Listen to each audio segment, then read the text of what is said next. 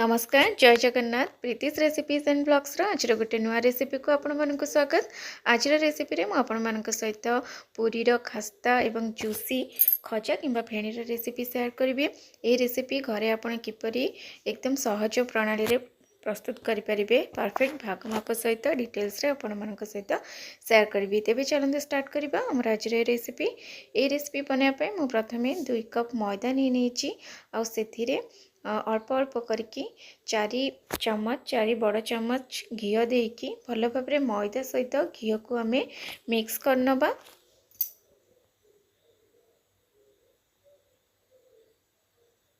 तो प्रथमे मु मैदा रे 2 चामच घी देइथिली परे आउ 2 चामच घी एथिरे ऐड करनोची।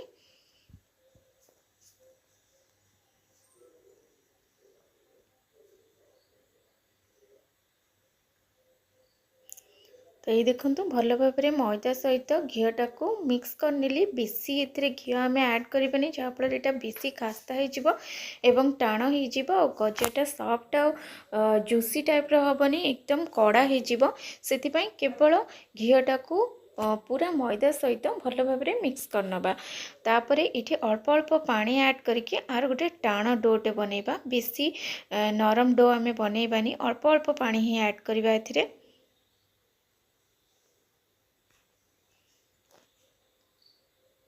तो ये देखिपे डोटा एकदम रेडी हो जाए।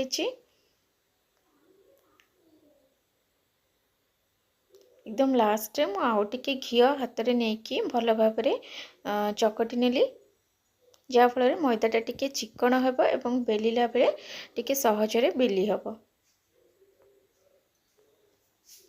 एठी देखिपे मैदाटा मु किपरि चकटी बेसी टाण करिनी कि बेसी भी नरम करिनी।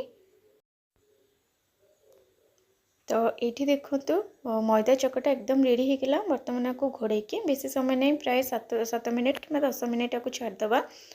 तापर आसतु प्रस्तुत करबा खजा।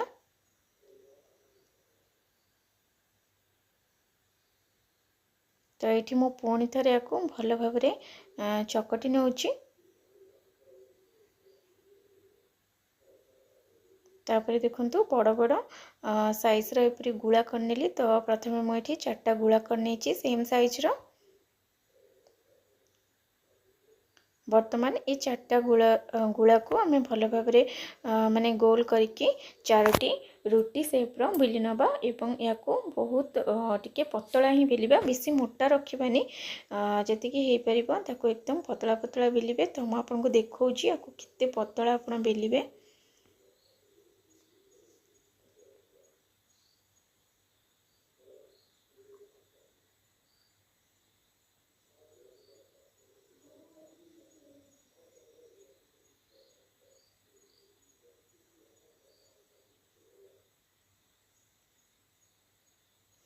इठी देखंतु एहीपरि भाव में एतिकी पतला मुझे बेली नेली।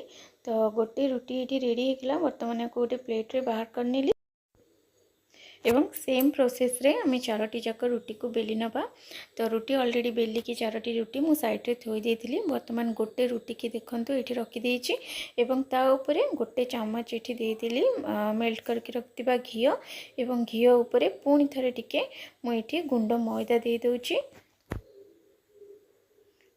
ता ऊपर आम एठी आउ गोटे रुटी को रखीदबा एवं यही परि भाव में सेम प्रोसेस रे 4टी जाक रुटीर लेयर आम पर पर करके देदबा।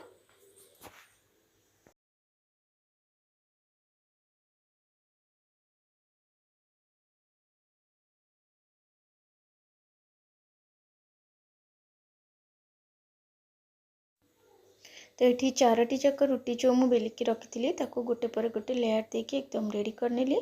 तापर देखो यहीपरि भाव में आम या मोड़िकी गोटे रोल टाइप रो बनै नबा एवं साइड रे एटा जेमती न फिटिबो सेति अल्प टिके पानी हाथ होइके आको सेट करनबा।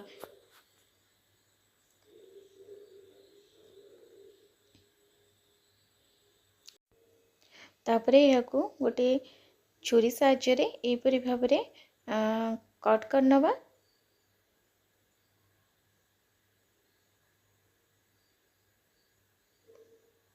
तो ये देखिपे लेयर गुड़िक एकदम माने कट कर सारा केते परफेक्टली देखा जाउची।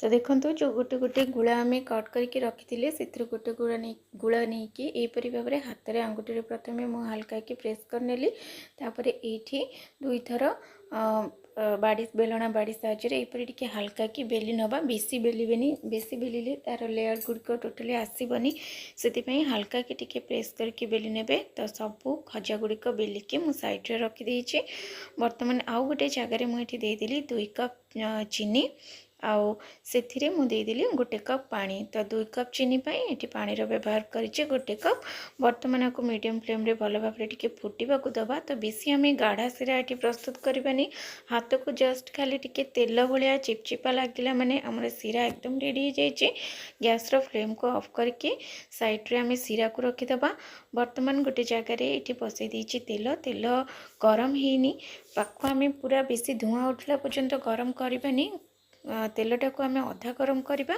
तापर यह आम लो फ्लेम रे खजा गुड़ी को फ्राए करवा जहाद्वारा कि यहाँ क्रिस्पी होता है आपड़ जदि या हाई फ्लेम रे फ्राए करेंगे ताहले यहाँ पूरी भाया ऊपर बबल्स आसिक फुलीज और यह टोटाली क्रिस्पी हम ना तो से अल्प तेलटा गरम थी अवस्था ही खजा गुड़िक आपड़ देवे तो खजाटा देला बेले आप जापे तेलटा केतिकी गरम थिला तो यहीपरी भाव में लो फ्लेम रे पेशेंस सहित फ्राए करेंगे जिते पर्यंत गोटे हल्का लाल कलर न आसी तो देखो ये खजा गुड़िक फ्राए होकर एकदम रेडी आप देखिए जापे यहाँ केते क्रिस्पी होती सांगे सांगे छाणिकी ही खजा गुड़िक गरम थी अवस्था ही आपण सीरा पकईदेवे खजाटा गरम थी दरकार और सीराटा भी पूरा ठंडा न होता दरकार सीराटा हल्का उषुम थी दरकार एवं खजाटा पूरा गरम थी दरकार गरम सांगे सांगे फ्राए करके आम जिते सीरा पकई था